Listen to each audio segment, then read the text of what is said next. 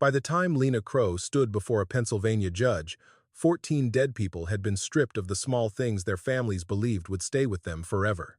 A wedding band, a silver bracelet, a military pin, a locket holding a photograph no one else possessed. 9 families had turned against one another. Brothers accused sisters. Widows questioned sons.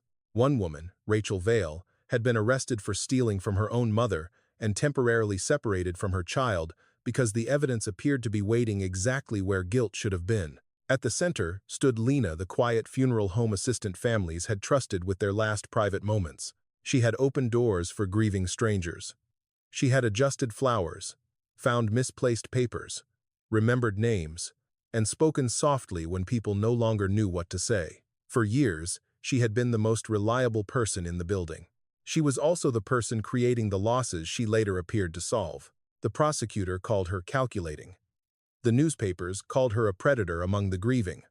Some people in Ashfield used a simpler word, monster. Lena lowered her eyes when she heard it.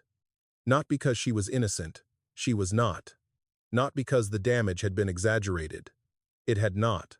She lowered her eyes because she had heard that kind of word before. 23 years earlier, Lena had stood beside her mother's coffin in a borrowed black dress. She was 13, newly orphaned, and still waiting for an adult to tell her where she would sleep that night. Then, someone noticed that her mother's wedding ring was missing. Her aunt looked at Lena first. No one searched the records. No one asked whether the ring had ever reached the funeral home. No one asked the child what she had lost. They only asked what she had taken. Lena denied it until her voice broke. The adults heard anger and called it guilt. They heard fear and called it deception. Before her mother was buried, Lena had already been given a new identity: thief, liar, trouble. That accusation did not make her guilty of what came later, but it taught her something dangerous, that truth mattered less than the story people heard first. Years later, Lena would learn how to choose that story. And by then, other people would be the ones begging to be believed. The courtroom in Ashfield County had been built to make every voice sound smaller. Its ceiling was high, its windows narrow, and its wooden benches polished by decades of people waiting to hear what the law had decided they were. Lena Crow stood at the defense table with her hands folded, not because she was calm, but because she had spent most of her life hiding fear before other people could decide what it meant. Behind her sat people whose lives had been altered by things that looked small on paper. A ring, a pin, a folded letter, a watch. Objects that fit inside a palm had broken open entire families. Rachel Vale sat in the second row beside her attorney. Months earlier, she had been arrested for stealing her mother's ring. The accusation had been used against her in a custody dispute, and her son had spent weeks sleeping in another house while adults debated whether his mother was dishonest or dangerous. The charge had been dismissed. The damage had not. A few seats away, Nora Bell held a folder on her lap. Years before, Nora had lost her job after Lena allowed Silas Mercer to believe she had mishandled money and private records. Nora had eventually been cleared, but that did not recover the years when people lowered their voices as she entered a room. Silas sat alone near the aisle. For nearly 30 years, Mercer and Sons Funeral Home had carried his family's name. It had survived mine closures and the slow emptying of Ashfield's streets. It did not survive Lena. The prosecutor explained that money had never been the center of the case. Many missing items had little financial value. That was what made the crimes harder for the families to describe. Lena understood what those objects meant.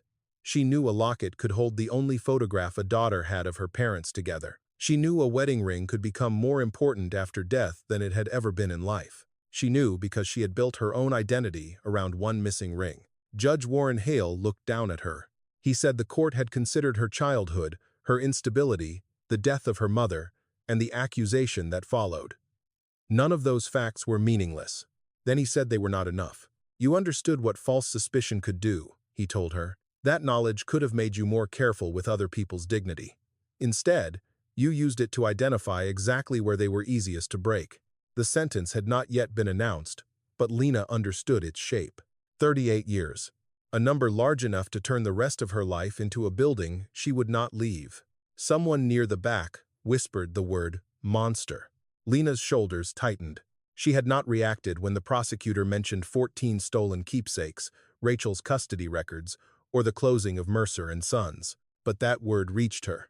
Monster. It was not the first name she had been given by people who believed they understood her. Long before the courtroom, before anyone trusted Lena with keys or the private grief of strangers, there had been a borrowed black dress. It hung too loosely from her shoulders. The shoes pinched her toes, but she was afraid to complain because every adult already seemed irritated that she still needed things. She was 13. Her mother, Miriam Crow, lay in a coffin at the front of a small chapel under lights that made her face look unfamiliar. Lena kept waiting for someone to tell her what would happen after the burial. Where would she sleep? Who would pack her mother's clothes? Who would remember she hated the hallway light being turned off? Instead, the adults argued about rent, funeral costs, and which relative had enough space to take her for a few weeks. Then Darlene Pike opened a small jewelry box. It was empty. Miriam's wedding ring was gone. The room changed before anyone said Lena's name. Suspicion crossed their faces faster than concern ever had. Darlene asked where the ring was. Lena said she did not know. She repeated it when they asked whether she had touched the box. She said it louder when someone told her to stop lying. By the third denial, she was crying. By the fifth, she was shouting. The adults heard anger and called it guilt. They heard panic and called it proof. Before Miriam was buried, Lena learned the lesson that would follow her into every room afterward. The truth did not belong to the person who spoke it. It belonged to the person others had already decided to believe. Before Ashfield learned Lena Crow's name from court reports, it knew her mother's face from the night shift. Miriam Crow worked at Allegheny Linen Services, a brick building near the railroad tracks where hospital sheets, motel towels, and restaurant cloths moved through industrial washers until dawn. She usually came home after sunrise with her hair tied back, her wrists reddened by heat, and the smell of bleach clinging to her coat. Lena was 7 when she began waiting at the apartment window for those mornings. Their home sat above an abandoned pharmacy on Market Street. In winter, cold air moved through the floorboards. In summer, the pipes knocked behind the walls as if someone were trapped inside them. Miriam tried to make the rooms feel permanent. She taped Lena's drawings beside the kitchen table. She kept a chipped blue bowl filled with wrapped candies they were supposed to save for visitors. Every September, she measured Lena against the doorframe and marked the date in pencil. But permanence was expensive. The electric company left red notices. The landlord knocked hard enough to make the dishes shake. One month, the television disappeared. Another month, so did Miriam's winter coat. She told Lena those things were being stored somewhere safe. Lena understood, before her mother realized she understood. The objects had been sold. That knowledge changed how Lena treated everything she owned. She hid coins beneath a loose bathroom tile. She slept with her school bag beside her. When Miriam donated a sweater Lena had outgrown, Lena cried as if something had been taken while she was still using it. Miriam did not always respond gently. She was tired and carrying debts she never explained. Sometimes she snapped at Lena for asking too many questions. Sometimes she promised they would talk later and fell asleep in her work clothes before later arrived. Still, Miriam loved her daughter in ways Lena would only recognize years afterward. She brought home bruised fruit that the diner next door could not serve.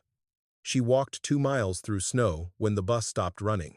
On nights Lena woke from bad dreams, Miriam sat at the edge of the mattress until her breathing slowed, even if it meant losing the only hour she had left to sleep. What Miriam could not give Lena was certainty. Lena's father existed only in fragments, a first name Miriam rarely used, a photograph lost during one of their moves, a story about a man who had once promised to take them to the ocean. When Lena asked why he left, Miriam said he had not known how to stay. To a child, that answer sounded like a warning. People could love you and still disappear. By the time Lena was 12, she had begun watching Miriam more closely. Her mother coughed through breakfast and pressed one hand against her side when she climbed the stairs. Some mornings she returned from work and stood in the kitchen without removing her coat, as if she had forgotten why she had come home. Lena asked whether she was sick. Miriam said she was tired. It was the answer adults gave when the truth cost too much.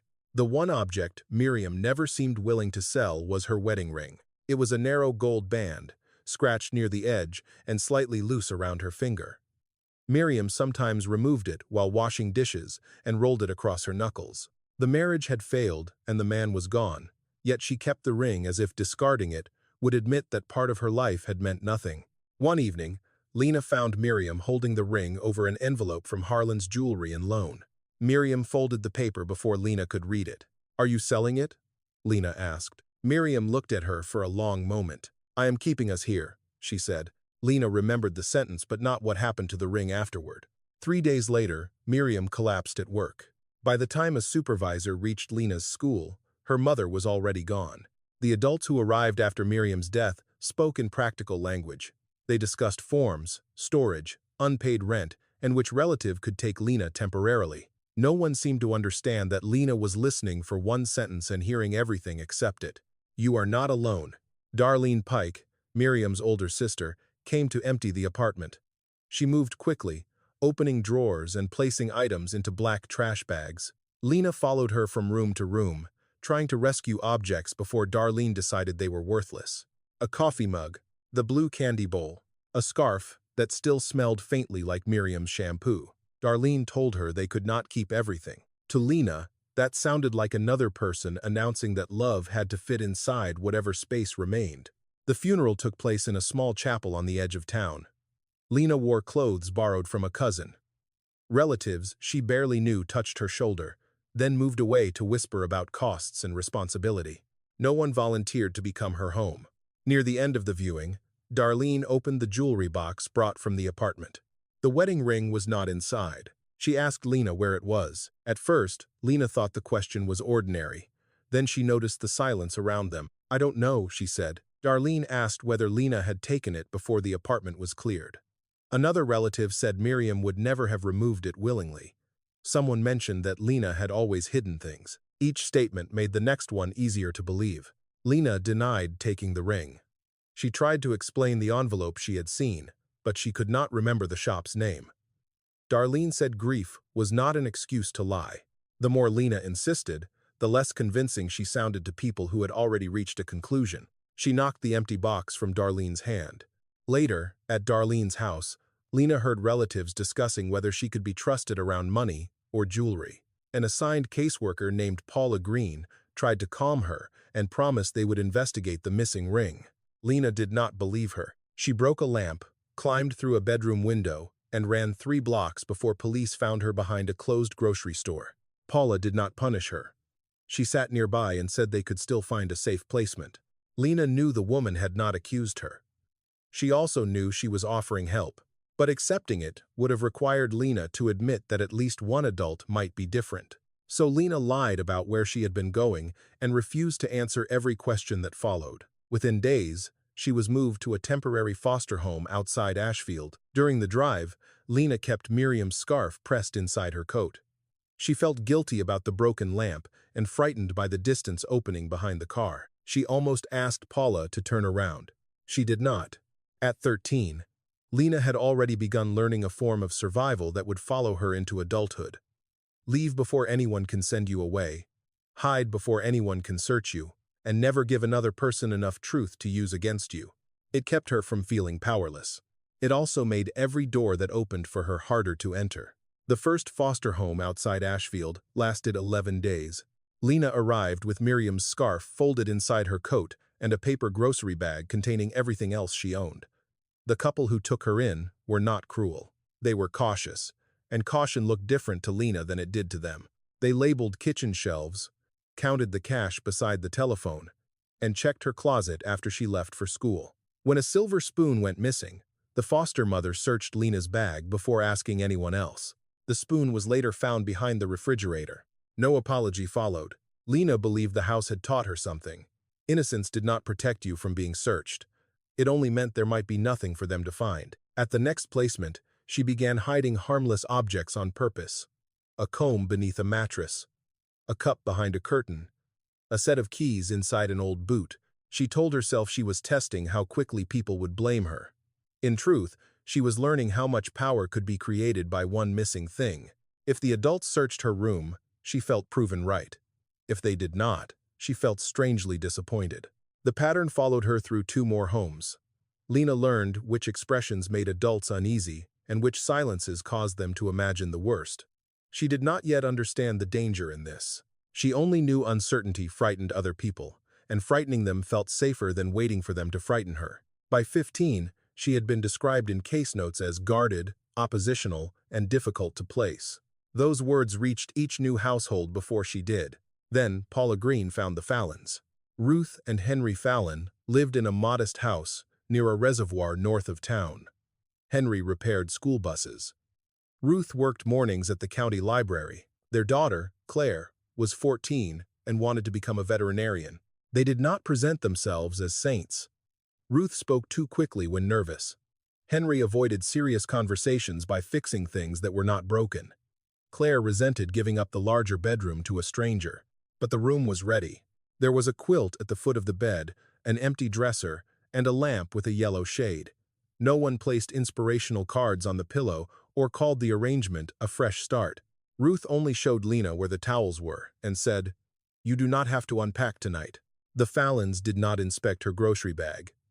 Henry installed a lock on the bedroom door after Lena asked. Ruth gave her a house key without making her earn it. For several weeks, Lena waited for the hidden condition. It did not appear. She returned to school. Claire showed her which teachers allowed late assignments. Henry taught her how to change a tire. Ruth framed Miriam's photograph but did not touch it until Lena gave permission. Small acts began weakening defenses Lena had mistaken for permanent parts of herself. One evening, she laughed at dinner and became quiet because the sound surprised her. The first serious conflict began with Henry's radio. It was an old tabletop set he had repaired with his father. Claire knocked it from a garage shelf while reaching for a box, splitting the wooden casing. Lena saw what happened. Claire whispered that Henry would think she had been careless again. She asked Lena not to say anything until she found glue. Lena agreed. The next morning, Henry discovered the damage. Ruth asked whether either girl knew what happened. Claire said no. Then Ruth looked at Lena. It was only a glance, brief, uncertain. Almost immediately regretted, but Lena felt the old chapel rise around her. She could have told the truth. Instead, she said she had not entered the garage. That was true, but incomplete. She let the silence harden around all three of them. Henry questioned Claire as carefully as he questioned Lena. When he found a splinter of the radio casing caught in Claire's sweater, she confessed. Ruth apologized to Lena for the glance. The Fallons had not accused her. They had followed the evidence and required Claire to tell the truth. Lena should have felt safe. Instead, she felt exposed. If the Fallons were different, then the defenses she carried into their home were no longer necessary. Without them, she would have to risk needing these people. A few weeks later, Lena created another test. Ruth kept a private journal in a desk drawer. During an argument over borrowed clothes, Lena mentioned details Ruth had written about feeling like a failure as a mother. Ruth went pale and asked how Lena knew. Lena looked toward Claire's room and said nothing. The silence was deliberate. Ruth confronted her daughter. Claire denied reading the journal and accused Lena of lying.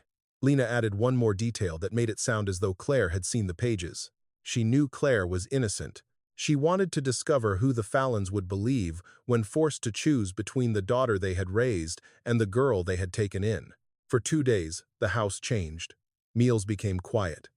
Claire stopped looking at Lena.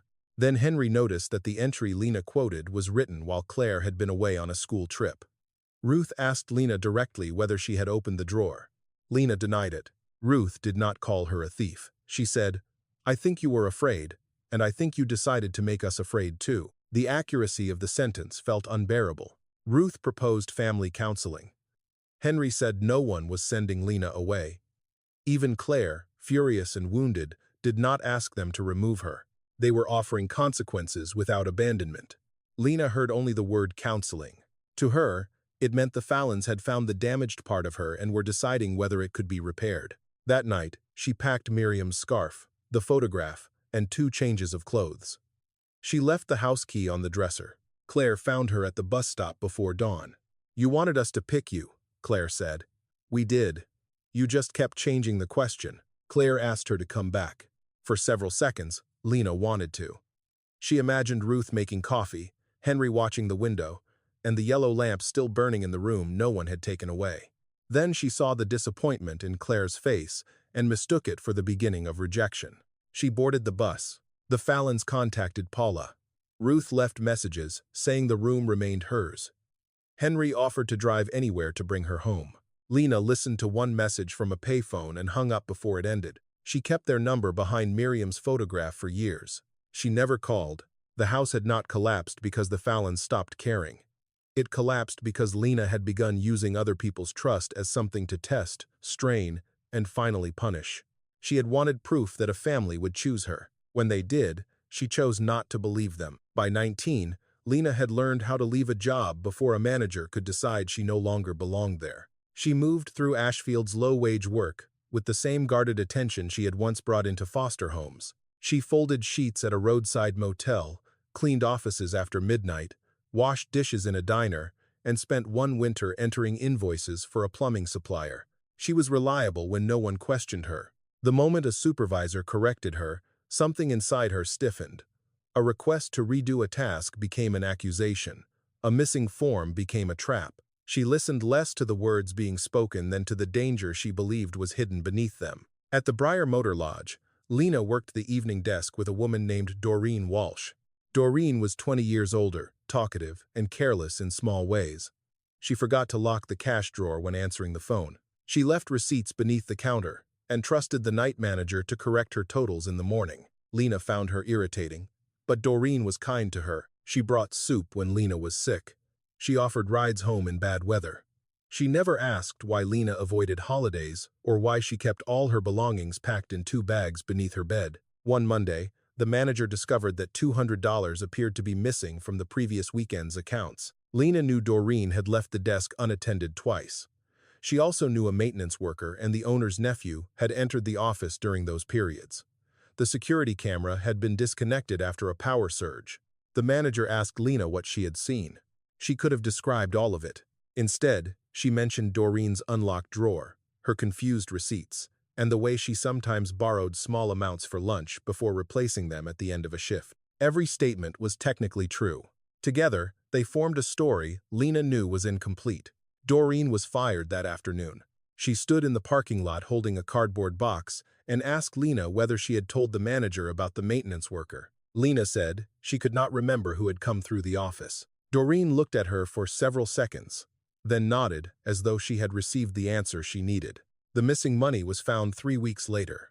A deposit had been entered under the wrong date. The owner did not call Doreen back. He said the accounting mistake did not change the fact that she had been careless. Lena remained employed for another month. She mailed Doreen $40 without a return address. It was not enough to replace the lost wages, and it did not contain the truth. Lena told herself the money proved she was not cruel. What it proved was that she preferred private guilt to public responsibility. When the motel reduced staff, Lena was dismissed anyway. For the next few years, the pattern repeated in different forms. She worked hard, gained trust, then treated ordinary correction as the beginning of betrayal. Sometimes she resigned. Sometimes she concealed a mistake until another employee absorbed the blame. Each exit confirmed her belief that stability was temporary, though she had helped make it temporary herself. By 24, Lena was renting one room in a divided house near the old rail yard. The lock on her door barely worked. She slept with a chair beneath the handle and kept her important papers inside a pillowcase. Her newest job was cleaning at Mercer and Sons Funeral Home after services ended. The building stood on a quiet street behind the county courthouse. Its white paint had yellowed, and the carpet in the front hall carried the flattened paths of decades of mourners. Silas Mercer, the owner, lived in a small apartment above the preparation rooms. Silas was in his late 50s, broad-shouldered and slow-moving, with a habit of polishing his glasses whenever he needed time to think. He did not speak to Lena as if her work were invisible. He thanked her each night and corrected her without suspicion. At first, she distrusted that too. One evening, after a viewing, Lena heard someone pulling at the locked front door. An elderly woman stood outside in the rain. Her husband had been buried that morning, and she believed a sealed envelope had been left inside his coat pocket. The letter contained words she had written but never managed to read aloud. Silas had gone to the hospital to meet another family. The building was supposed to remain closed. Lena could have sent the woman away. Instead, she opened the door. The woman was shaking too hard to explain herself clearly. Lena did not tell her to calm down. She brought her into the sitting room, found a dry towel, and listened until the story became understandable. Together, they checked the personal effects that had been removed before burial. The envelope was inside a document folder. The woman pressed it against her chest and began crying with the exhausted relief of someone who had believed the final piece of her marriage was gone. Silas returned as Lena was walking her to the door. He did not reprimand Lena for opening the building. He asked why she had done it. She wasn't looking for paper, Lena said. She was looking for the last thing she still had time to say. Silas studied her, not as if he suspected something, but as if he had finally noticed a skill she had never known how to name.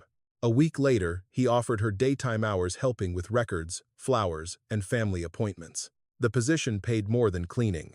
It also came with keys to the front office. Lena stared at them in Silas's open hand. Keys had always meant that someone trusted the person carrying them to enter without taking, changing, or damaging what was inside. Silas did not ask Lena to explain every job she had lost. He did not require a confession before offering responsibility. She accepted. What she did not tell him was that another woman had once lost her livelihood because Lena had known how to make an incomplete story sound finished. For the first time in years, Lena stepped through a door that might have remained open. She carried one old lie across the threshold with her. For the first year at Mercer & Sons, Lena believed every new responsibility was temporary. She arrived early, stayed after closing, and kept notes on details Silas mentioned only once. Which florist delivered late?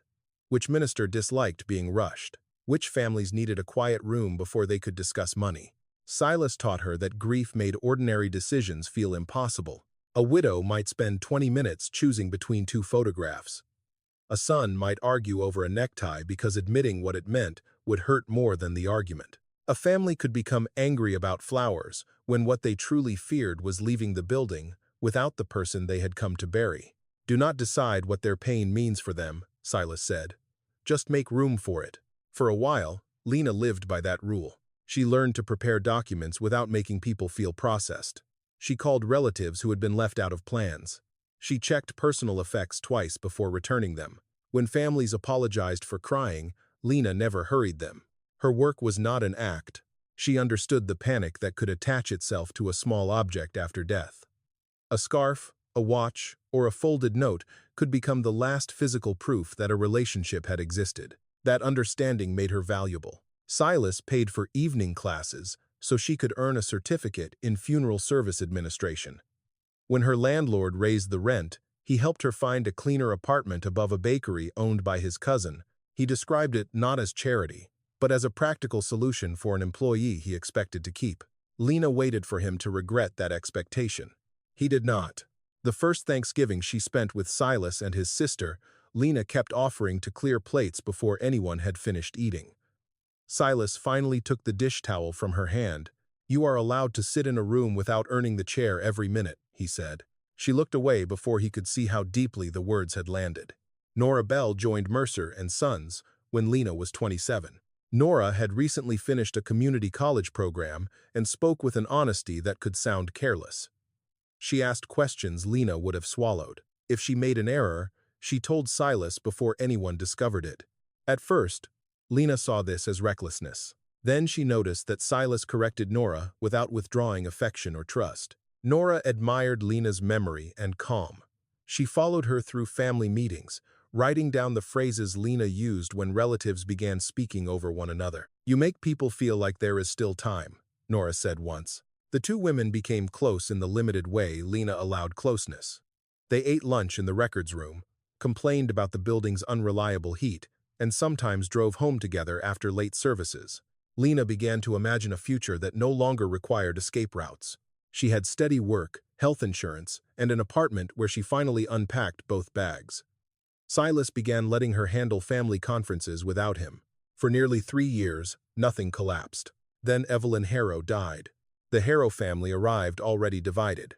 Evelyn's son, Thomas, believed his older sister had pressured their mother over money.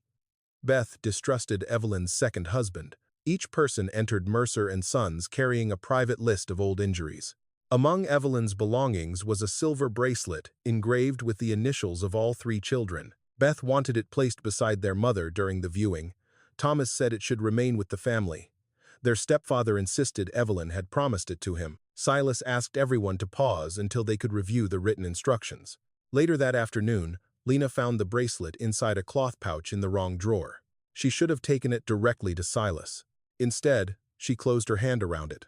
For several seconds, she was 13 again, not in the chapel itself, but inside the helplessness of not knowing where an object had gone, while adults built accusations around the absence.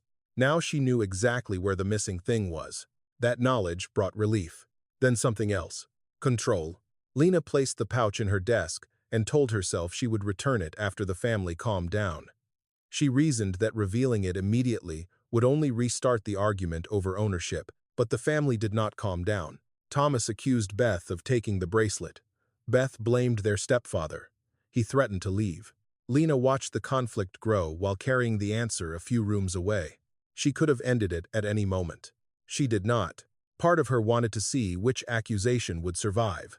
Another part wanted the family to feel the uncertainty she had once carried alone. Beneath both impulses was a quieter desire. She wanted to be the person who restored order. The next morning, Lena returned the bracelet to a box that had already been checked. When it was found, the Harrows were embarrassed by what they had said. Beth cried. Thomas thanked Lena for insisting everyone search again before contacting police. Silas praised her attention. "You saved them from turning a bad night into something they could not take back," he said.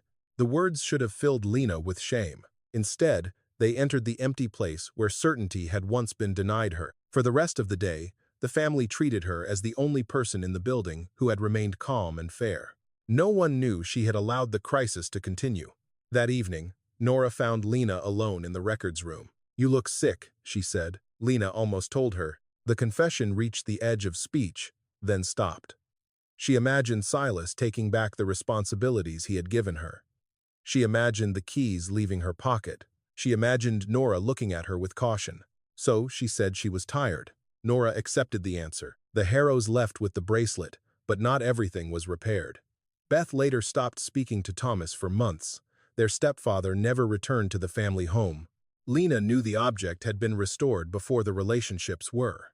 She also knew she had enjoyed the gratitude. That was the first truth about Mercer and Sons she chose to bury. The funeral home had given her a place where no one assumed she was guilty. For the first time, Lena discovered she could create suspicion without ever becoming its target. After the Harrow funeral, Lena did not repeat the same act immediately. For several months, she was more careful than before. She checked every drawer twice, recorded each returned item, and avoided being alone with personal effects whenever Nora was nearby. The caution allowed Lena to tell herself that what had happened with the bracelet was over. Then another family arrived, carrying the kind of tension she had learned to recognize. The dead man was Raul Ortiz, a retired machine operator who had spent his final years in a small house with his youngest daughter, Maya. His two sons lived in other states and returned only after his health failed. They arrived grieving, ashamed, and already prepared to defend the years they had been absent. Raul owned a pocket watch given to him after 35 years at the mill. It was not expensive, but Maya said he had carried it every day until his hands became too weak to wind it. When the watch could not be found among his effects, one brother asked whether Maya had taken it home. She said no. The second brother asked why she was becoming defensive. Lena heard the old machinery of suspicion begin to move. She knew how little pressure was required once a family already carried resentment. The watch appeared the next day. Nothing in the building records explained why it had been missed. The brothers did not apologize to Maya. They said she had probably returned it after realizing they would involve the police. Maya looked at Lena and asked whether that was possible. Lena could have said there was no evidence against her. She could have reminded the family that grief made memory unreliable, and that an item found later did not prove anyone had moved it deliberately. Instead, Lena said only that she could not speak to what had happened before the watch was located. The sentence sounded neutral. It was not. Maya was excluded from the final discussion about Raul's ashes. Within weeks, her brothers stopped answering her calls. The watch went home with the oldest son. The daughter who had cared for Raul went home without a family. That should have been enough to stop Lena. Instead, it taught her that the object did not need to remain missing for the accusation to survive. Over the next 2 years, similar disputes appeared around a military pin, a photograph, and a handwritten letter. Sometimes, the missing item returned before anyone contacted law enforcement. Sometimes, it appeared after relatives had already said things they could not withdraw. Lena did not think of herself as a thief. In her mind, She was revealing what families already believed about one another. If a brother could turn against a sister because of one absent object, Lena told herself, then the bond had never been strong. The reasoning protected her from a simpler truth. She was no longer observing fractures. She was placing weight on them. Nora began noticing the pattern through paperwork rather than instinct. Items were being reported missing in cases where Lena had managed the personal effects. Complaints were often resolved without formal documentation. Families praised Lena for finding things that earlier checklists suggested had already been examined. One night, Nora stayed late and placed 5 folders across the records room table. She did not accuse Lena. She said the documentation was inconsistent and that the funeral home could face serious consequences if the families compared their experiences. Lena asked whether Nora had spoken to Silas. "No," Nora said. "I came to you first." It was the kindest choice Nora could have made. She offered a path that would still carry consequences but not complete destruction. They could identify the affected families, review the records, return anything still in the building, and tell Silas that Lena had developed a harmful pattern while struggling under pressure. Nora even said she would remain beside her during the conversation. Lena understood that Nora was frightened, not angry. She understood that the younger woman was risking her own career by delaying a formal report. For several minutes, Lena considered accepting. Then Nora touched one of the folders and said, "You know what it feels like when no one believes you. That is why I cannot understand this." The words removed the last distance between Lena's past and her present. Nora had seen too much. More dangerous than that, she still believed there was a version of Lena worth saving. Lena went home and did not sleep. By morning, she had built a different explanation for the irregularities. Nora had recently accessed restricted files after hours. A customer refund had been entered under the wrong code. There were cash handling discrepancies Lena knew Silas had not yet reviewed. None of those facts proved theft or misconduct. Together, presented in the right order, they created doubt. Lena told Silas she was worried. She spoke reluctantly, pausing as if loyalty made every sentence painful. She said Nora had seemed stressed. She mentioned the late-night access and the incorrect refund. She did not directly call Nora dishonest. She allowed Silas to complete the accusation for her. Silas confronted Nora that afternoon. Nora immediately understood what Lena had done. She tried to explain the folders, but Lena had already described them as evidence of unauthorized access. Silas looked less angry than betrayed. That made Nora's defense sound desperate. She was dismissed pending an internal review. At the door, Nora turned to Lena. "I was trying to keep you from losing everything," she said. Lena could not answer. She knew Nora had not taken money. She knew the file access had been part of an attempt to protect families. She also knew that one honest sentence could stop the dismissal. She remained silent. The review found no clear evidence that Nora had stolen anything, but Silas did not bring her back. He said too much trust had been damaged and too many questions remained. Nora left Ashfield within months. Her application to another funeral home stalled after Mercer and Sons declined to give a positive reference. Lena drove to Nora's apartment one evening, carrying an envelope containing copies of the corrected records. She sat across the street until the lights went out. She never crossed the road. The next morning, she destroyed the envelope and returned to work. Silas apologized for placing Lena in such a difficult position. He thanked her for speaking up before the problem became worse. Then he gave her responsibility for the files Nora had once monitored. Lena had expected survival. What she received was promotion. The lesson was more dangerous than anything the missing bracelet had taught her. A lie did not merely hide wrongdoing. If placed carefully enough, it could make the liar appear more trustworthy than the person telling the truth. After Nora left Ashfield, Mercer and Sons became quieter. Her desk was cleared. Her name disappeared from the schedule. Families who had worked with her were told she had moved on after an internal disagreement. Lena repeated the explanation until it sounded harmless. Silas did not speak about Nora often. When he did, regret entered his voice. He believed he had failed to notice that a young employee was overwhelmed. Lena listened without correcting him. She had not only removed the person most likely to expose her, she had given Silas a false reason to blame himself. The new responsibility changed Lena's position inside the funeral home. She reviewed personal effects forms, answered complaints, and handled families Silas considered difficult. More and more, He remained in the background while Lena became the face people remembered. At first, she still waited for opportunity. Then she began recognizing which families were easiest to influence. They were not always the loudest. Sometimes they were the ones who spoke politely while carrying years of resentment beneath every sentence. A daughter who had provided daily care while her brothers lived far away. A second wife treated like an intruder. Adult children who had already argued about money before their parent died. Lena told herself she could see what grief merely uncovered. She did not choose random victims. That distinction became important to her. In her mind, she selected families who were already dishonest with one another. If one missing object could destroy them, she reasoned, then the destruction had begun long before they entered Mercer and Sons. The Bennett family gave that belief new strength. Frank Bennett had served in the army and kept a small service pin in a wooden case. After his death, his widow, Lorraine, wanted the pin displayed beside a photograph from his youth. Frank's son from his first marriage, Caleb, believed it should remain with him. The disagreement was tense but manageable until the pin could not be located. Lorraine accused Caleb of taking it before the viewing. Caleb said she had never respected his place in his father's life. By the time the pin was found among the returned effects, both had said things that reached far beyond the object itself. Caleb left Ashfield the next morning. He did not attend the burial. Months later, Lena received a letter from him asking whether the pin had truly been misplaced inside the building. He said Lorraine had tried to contact him, but he no longer knew whether her apology was sincere. Lena placed the letter in a drawer and never answered.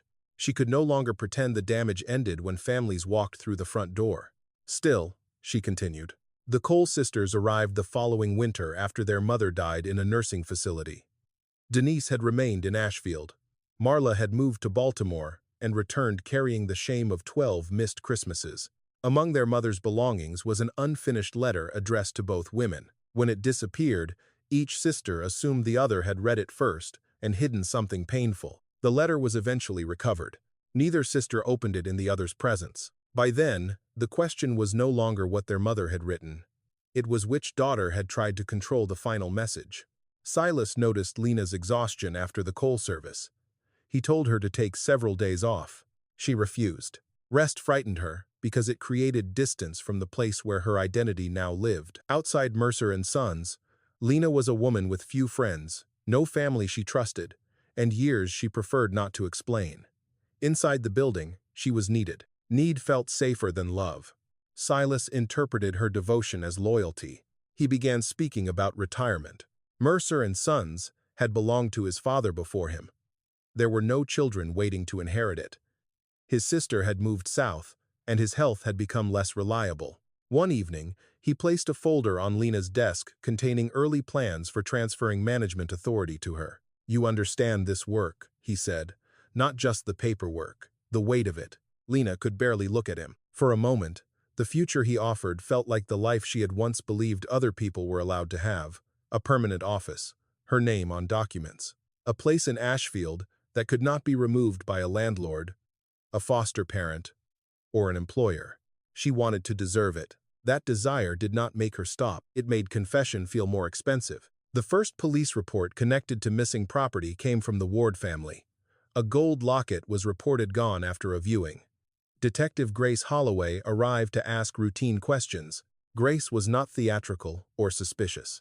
She listened, checked records, and treated each family member with the same measured attention. When she spoke to Lena, she recognized the person everyone else trusted. Silas described Lena as the most careful employee he had ever known. The family said Lena had been the only person able to calm them. Even the relative being accused referred to her as fair. Grace asked whether Lena had noticed unusual behavior. Lena answered without inventing anything. She mentioned existing tensions and movements she had genuinely observed. She avoided direct accusation. Grace left with a version of the family shaped by Lena's choices about what mattered. No charges followed, but one nephew remained the subject of suspicion. The encounter taught Lena something new. Her reputation did not merely protect her from questions. It influenced where official questions were directed. The realization frightened her. For several days, she considered opening the locked cabinet where she kept unreturned items and carrying everything to Silas. Then, Maya Ortiz came to the funeral home. She looked older than Lena remembered. Her father's death had been 2 years earlier, but she still carried the rigid posture of someone expecting to defend herself. Maya asked to see the records concerning Raoul's watch. Her brothers had stopped speaking to her. One of them had told relatives that she returned the watch only after being threatened with police involvement. Maya wanted a written statement showing no evidence had ever connected her to its disappearance. Lena said the files contained no definitive answer. Maya stared at her. "I took care of him every day," she said. "They came home for 3 days and left with his watch. I was left with their suspicion." Lena felt the truth of the sentence. She could have ended at least part of Maya's suffering. She could have admitted that the records were unreliable, or that Maya had never been observed taking anything. She could have contacted Silas and begun telling the truth one family at a time. Instead, Lena said family conflicts often existed before a death and could not always be repaired by funeral home records. Maya's expression changed. She had come seeking help. She left understanding that Lena had chosen distance. After the door closed, Lena remained in the consultation room alone. She did feel guilt, but guilt had become something she knew how to survive. She transformed it into judgment. Maya's brothers had chosen not to trust her. Lorraine Bennett had chosen to accuse Caleb. The Cole sisters had chosen old resentment over their mother's letter. Lena reduced her own role to the pressure that revealed what was already there. That belief allowed her to continue selecting families whose fractures could hide her influence. By the time Silas signed the first management transfer documents, Lena was no longer simply protecting a secret.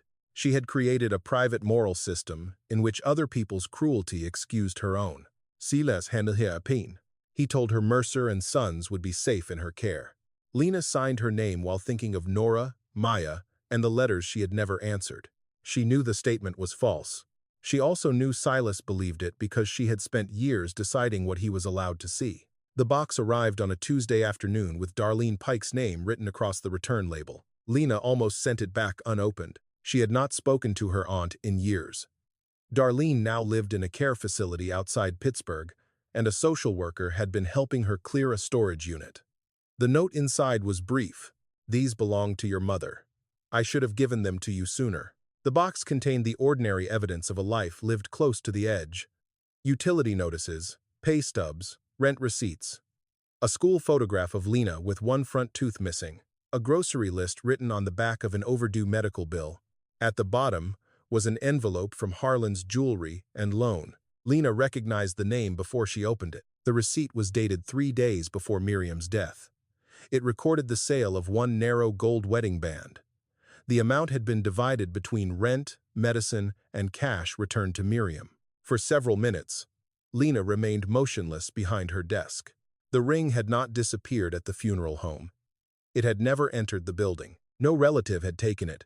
No hidden thief had watched Lena suffer in silence. Miriam had sold it because the rent was late, and she was sick enough to know she might miss work. Lena had been falsely accused. That part of her memory remained true. But the story she had carried for 23 years, the story of a family member stealing the final thing Miriam had refused to surrender, had never happened. She called Darlene that evening.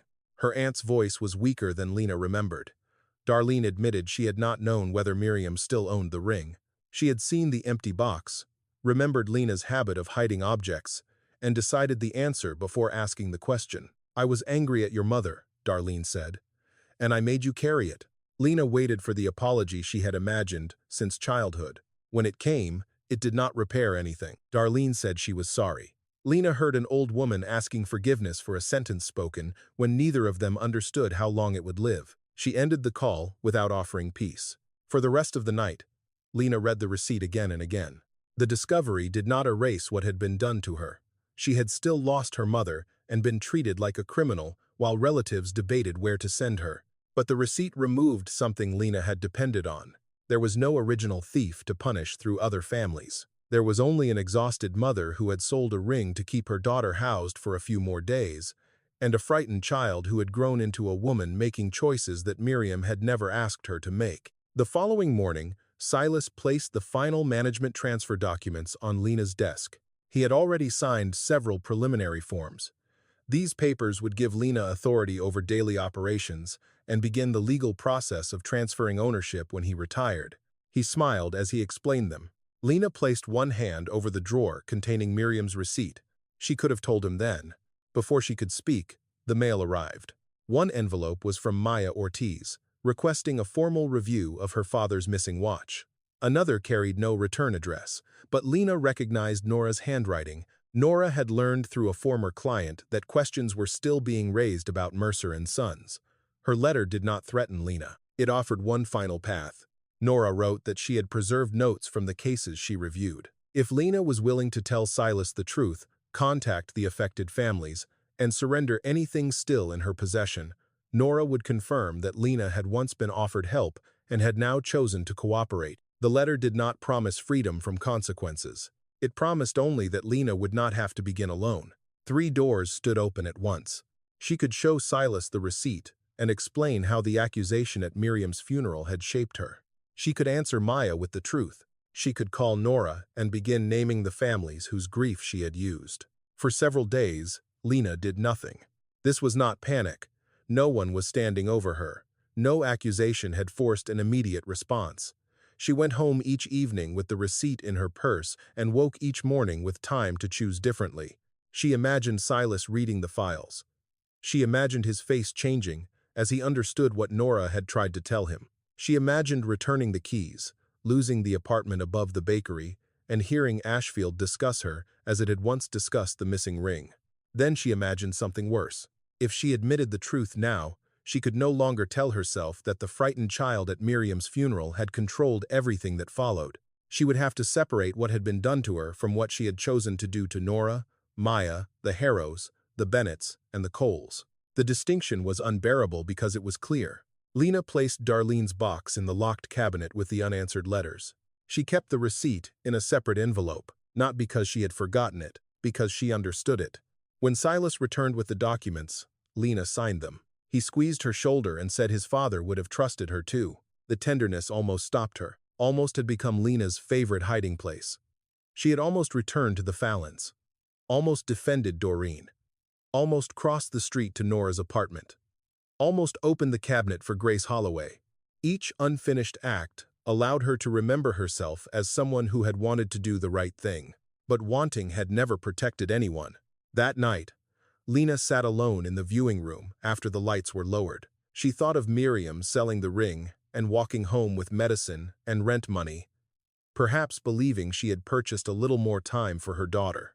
Miriam's choice had been an act of sacrifice. Lena had spent years using its absence as permission.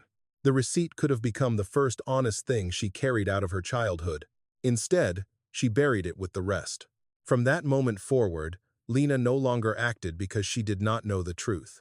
She acted because the truth demanded a price she had decided someone else would pay. Margaret Vale died in early March, after an illness that had required all 3 of her children to return to the same town and pretend they still knew how to speak to one another. Evan, the oldest, had managed her bills and medical appointments. Rachel had driven in from 2 counties away whenever work and a custody dispute allowed. Their younger brother, Luke, had stayed mostly absent, appearing only when decisions could no longer be postponed. By the time they entered Mercer and Sons, each of them believed the others had failed their mother in a different way. Rachel asked the most questions. She wanted copies of the itemized charges. She challenged Evan's account of which belongings Margaret had promised to whom. She questioned why several personal effects had been moved before all 3 siblings were present. Her manner was sharp, and grief made it sharper. That made it easy for people to mistake her anger for greed. Lena recognized the danger immediately. She also recognized something in Rachel that unsettled her. Rachel did not accept calm answers simply because they were delivered in a calm voice. She checked dates. She remembered who had handled which box. She noticed that Lena described one item differently in 2 conversations. During a private meeting, Rachel closed the office door and placed both versions of the inventory list on the desk. "These do not match," she said. Lena explained that handwritten records sometimes changed during preparation. Rachel did not move. "You keep talking like you are the only honest person in every room," she said. "But you are not helping grieving people. You are a liar pretending to be kind." For a moment, Lena could not hear anything else. The sentence reached the place where Darlene's accusation had lived for 23 years. But this time, Lena could not retreat into innocence. The receipt from Harlan's jewelry and loan was still locked in the building. Nora's letter remained unanswered. Maya's request remained in a drawer. Rachel had not invented the lie. She had only named it. Lena could have removed herself from the veil arrangements. She could have called Silas upstairs, opened the cabinet, or told Grace Holloway that old cases needed to be reviewed. She could have allowed one accurate accusation to become the beginning of honesty. Instead, she decided Rachel would lose the right to accuse anyone. Margaret's wedding ring was reported missing the following day. The family's existing suspicions turned toward Rachel almost immediately. Evan remembered that she had argued about their mother's jewelry. Luke recalled seeing her near the personal effects room. Rachel's former husband, Daniel Reed, told investigators that she was under financial pressure because of the custody case. Lena did not need to create their resentment. She only refused every opportunity to interrupt it. When evidence later appeared to support the accusation, Detective Grace Holloway returned to Mercer and Sons. Grace still treated Lena as the reliable witness she remembered from the Ward case. She asked careful questions and recorded Lena's answers without hostility. Lena knew what that trust could do. She gave Grace a sequence of events that emphasized Rachel's anger, her access, and her dispute with Evan. She did not claim to have seen Rachel take anything. She allowed credibility to do the work that direct accusation might have exposed. Rachel was arrested outside her mother's house. Her son, Noah, was with Daniel when the call came. By evening, Daniel's attorney had filed an emergency request in the custody case, arguing that Rachel's arrest showed instability and dishonesty. The criminal charge had not been proven. The family court consequences began anyway. Lena saw Rachel the next morning through the glass of an interview room at the county courthouse. Rachel's hair was uncombed. Her wrists were free, but she held her hands close together as if restraints were still there. She kept saying the same thing. "I did not take it." The words were not dramatic. That made them worse. Lena remembered being 13, repeating a denial until every repetition sounded less believable. She understood the humiliation of realizing that fear itself was being entered as evidence against you. This was the moment when regret could still have become action. Lena could have asked for grace, corrected her statement, and ended the accusation before it hardened into the public version of Rachel's life. Instead, she left the courthouse. She told herself the investigation would eventually expose weaknesses in the case. She told herself Daniel, not Lena, had chosen to use the arrest against Rachel. She told herself Evan had chosen suspicion over loyalty. Each explanation assigned the consequences to someone who had reacted to the story Lena had shaped. Rachel was released pending further investigation, but Noah remained with Daniel under a temporary order. Evan stopped answering his sister's calls. Luke returned home and told relatives he wanted no part of the conflict. Margaret had been buried for less than a week, and her children were already living as if they had lost one another too. Silas noticed Lena's distraction. He found her after closing in the main office, staring at a custody notice Rachel's attorney had sent to the funeral home. "Is there something I need to know?" he asked. There was no accusation in his voice. That made the question more difficult than Rachel's anger had been. Lena looked at the man who had given her work, a home inside a profession, and a future carrying his family's name. She thought of the cabinet, Nora's letter, Miriam's receipt, and the ring now pulling another family apart. She said there was nothing. Silas waited. Then he nodded and went upstairs. Later that night, Lena heard him return to the office. She remained in the hallway as drawers opened and papers shifted. Silas had been looking for the Vale inventory records. Instead, he found the locked cabinet Lena had told him contained old insurance files. Inside were unanswered letters, personal effects from multiple families, Nora's copied notes, and the envelope from Harlan's jewelry and loan. Silas read the receipt first. Then he began opening everything else. For years, Lena had feared the moment someone would search what she had hidden. When it finally came, the person on the other side of the door was not an enemy, an investigator, or a relative waiting to condemn her. It was the man who had trusted her most. And this time, what he found was true. Silas Mercer did not confront Lena that night. He closed the cabinet, carried the papers upstairs, and called Detective Grace Holloway before sunrise. By noon, Mercer and Sons was no longer operating as a funeral home. Scheduled services were transferred elsewhere. The front doors were locked, and the building that had once asked grieving people to trust its quiet rooms became a place where investigators cataloged the cost of that trust. Grace began with Rachel Vale. The evidence against her collapsed once Lena's records were compared with the contents of the cabinet. Rachel's charge was dismissed, but the dismissal did not erase the weeks her son had lived under a temporary custody order. It did not remove the photographs of her arrest or restore the first conversations in which Evan had refused to believe her. Nora Bell came back to Ashfield carrying the notes she had preserved after losing her job. They showed that she had identified the pattern years earlier and tried to stop it privately. Silas apologized without asking for forgiveness. Nora accepted the correction of the record. She did not accept her old position. Maya Ortiz received a written statement confirming that no evidence had ever connected her to her father's watch. She sent copies to her brothers. Neither called. Similar notices went to the Bennetts, the Coles, the Harrows, the Wards, and other families whose grief had been shaped by Lena's decisions. Some relatives apologized. Others defended what they had believed. Too much time had passed for several explanations to become reconciliation. 14 personal keepsakes were connected to the investigation. 9 families had suffered direct and lasting damage. The harm remained personal. A son had missed his father's burial.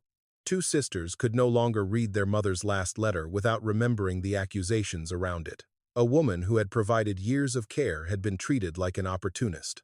A child had learned that his mother could disappear from his home because adults trusted the wrong story. Silas closed Mercer and Sons permanently. His family name remained above the entrance, but he could no longer ask another family to believe their memories would be safe there. At sentencing, Lena entered the same courtroom where the story had begun. Her attorney spoke about Miriam, foster care, unstable housing, and the accusation over the missing ring. The prosecution did not dispute those facts. Judge Warren Hale did not dismiss them. He placed them in their proper place. He said Lena had been failed as a child. She had been accused without proof and moved through homes where fear often looked like defiance. Those experiences explained why trust had been difficult for her. Then he named what they could not explain away. Lena had been given a stable profession. Silas had trusted her. Nora had offered help before the damage became irreversible. Maya had asked directly for protection. The receipt from Harlan's jewelry and loan had shown Lena the truth before Rachel Vale was accused. Lena had not crossed the final line in ignorance. She had crossed it after seeing every exit.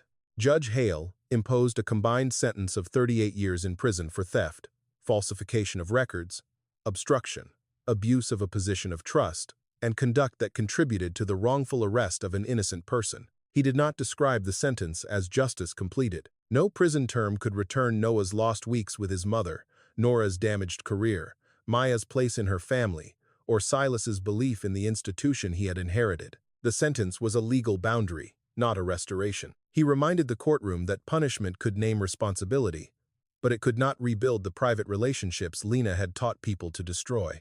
Before the hearing ended, Lena was permitted to speak. She began with her mother's funeral. She described the empty jewelry box, Darlene's accusation, and the years she spent believing no one would hear her side first. Her voice shook, and the courtroom listened to the child she had once been. Then Rachel's attorney asked Lena to name the people she had harmed. The question stopped her. Lena looked toward Rachel, Nora, Maya, and Silas. For most of her life, she had measured pain by how closely it resembled her own.